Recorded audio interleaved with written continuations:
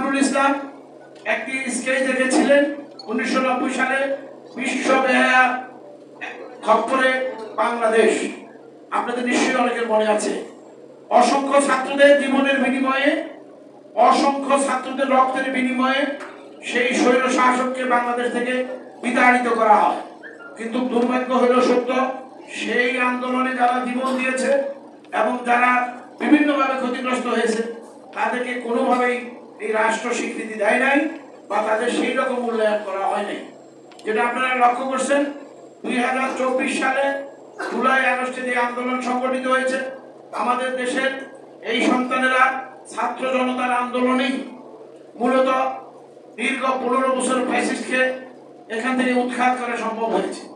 এই আন্দোলনে অসংখ্য ছাত্ররা, প্রায় 2000 মুক্ত সহ, আর শহীদ আবু সাইদকে দিয়ে শুরু করে মুক্ত সহ অসংখ্য প্রায় 2000 ছাত্রের জীবন দিতে হয়েছে।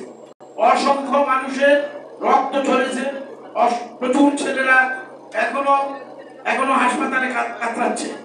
তাদের রক্তের বিনিময়ে, জীবনের বিনিময়ে আমরা পুনরায় 2024 সালে আমার দেশকে, যেটাকে পুনঃস্বাধীন বলা হয়, পুনরায় গণতন্ত্র ফিরে পাওয়ার একটি পথ তৈরি হয়েছে। জুলাই আগস্ট আমাদের এখানে সংগঠিত হয়েছে। আমরা 90-এর পক্ষ থেকে, এরশাদ বিরোধী আন্দোলনের সেই ছাত্র জনতার পক্ষ থেকে আমরা 90-এর আন্দোলনকারীদের সাধুবাদ এবং অভিনন্দন জানাচ্ছি। পাশাপাশি 90-এ যারা জীবন দিয়েছে তাদের জন্য আমাদের পক্ষ থেকে আমরা অবশ্যই ব্যতীত শোক প্রকাশ করছি। পাশাপাশি যারা অসুস্থ অবস্থায় এখন হাসপাতালে কাতরাচ্ছে তাদের সুস্থতা কামনা করছি। আর আপনারা নিশ্চয়ই জানেন, ইতিমধ্যে জুলাই সনদ করার জন্য রাষ্ট্রীয়ভাবে, জুলাই সনদ ঘোষণার জন্য রাষ্ট্রীয়ভাবে উদ্যোগ নেওয়া হয়েছে। আমরা এটাকেও সাধুবাদ জানাই।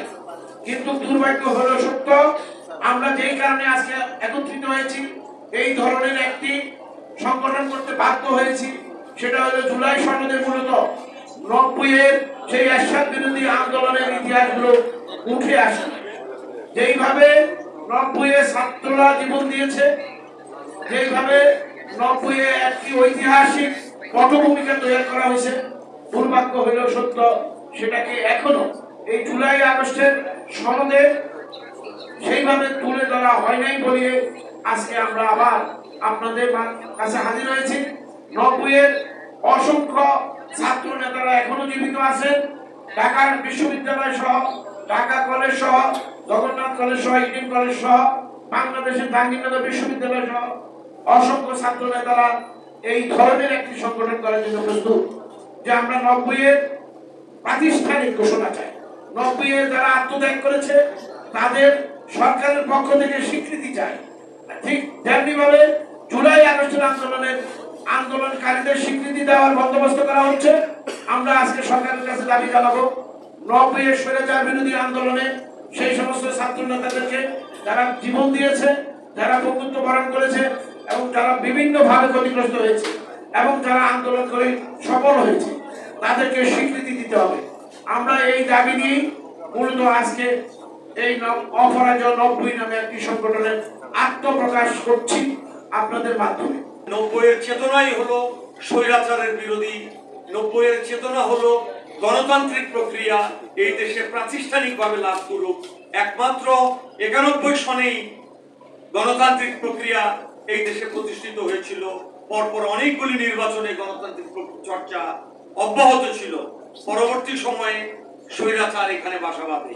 আমরা বারবার ফিরে আসব, বারবার এই দেশে ফিরে আসব।